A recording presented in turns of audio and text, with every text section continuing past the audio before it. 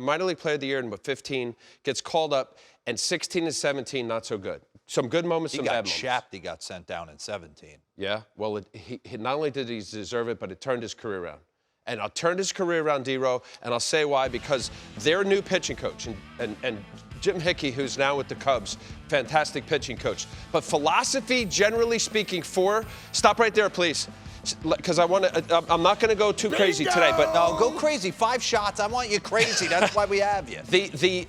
As an organization as a whole, and I think the Tampa Bay Rays does fantastic work with low payroll and an amazing player development. The philosophy for the Tampa Bay Rays is that if you're a lefty, you're going to be on the third base side, because the theory is the 24-inch pitcher's mound, when you come out from your delivery, that you're going to be more in line or in lane with home plate. So it makes sense, right? But it's disregarding what kind of stuff you have and where you're most confident. Meaning, are you away or are you inside? So here, let's go with this. We have the year right up to 2016. This is Blake Snell. He gets called up from the big leagues, and he's feeling his way like most young pitchers. Go ahead and play this, please. So I'm just going to show a few, even like regardless of the result. Now, he had bad moments. Stop right there. Again, I want to accentuate. Third base side, left-handers in the Tampa Bay Rays organization. Right-handers, first base side. Go ahead. And again, why is that? Why would that even be a thing? What do you mean? Well, because to say Tampa, you're going to cookie cut every right-hander one way and every left-hander the other way. Send down to Durham Bulls, their AAA affiliate in 2017. There's a different mojo. It's like, I'm upset. I'm back in the minors. I was minor league player of the year, and everything is crisp. That curveball is phenomenal. Stop right there. Kyle Snyder, minor league pitching coach. Hickey goes to the Cubs. They bring up Kyle Snyder. Yeah. In an article that was in the St. Pete Times, Blake referred to Snyder as not only a pitching coach, but a life coach. And you could relate to this. We all could relate to this. And coaches out there, what you say to your player matters. Oh. It's not just about where's your elbow, where's your knee, where's your this, where's your that. It's we're communicating, and I believe you, and you believe me, and I can trust you. Yes. And that's what this is right here. And he gets called up to the big leagues last year.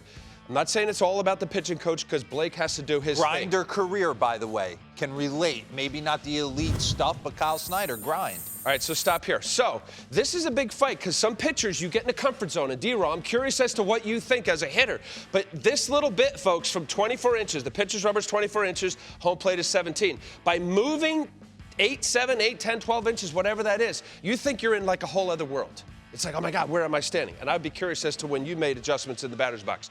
He moves this a little adjustment. And folks, I'm telling you, it could be small as that. Go ahead.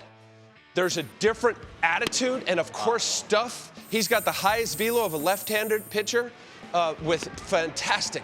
Can you play that back, please? Smirk from Machado. Watch the break on this. If you go forward slow-mo and stop at its pinnacle, please. This is his curveball. This is his go-to pitch. Stop right there. Let it go, please. Go. Forward. Forward. Forward. Forward. Forward. Okay, stop right there. That's good enough. All right, so here, his positioning, little head tilt. He's got confidence in mojo. Where he comes out of the slot is on the first base side. But this right here with great spin looks like it's going to be about belt high. Okay, go ahead and play it. And then just look where it ends up. The catcher this ball looks like, to Machado, it looked like it was going to be about belt high. And he's laughing. Well, you betcha, because that is a heck of a pitch, the reason why he won the Cy Young. But here, 98, confidence. Watch his mojo.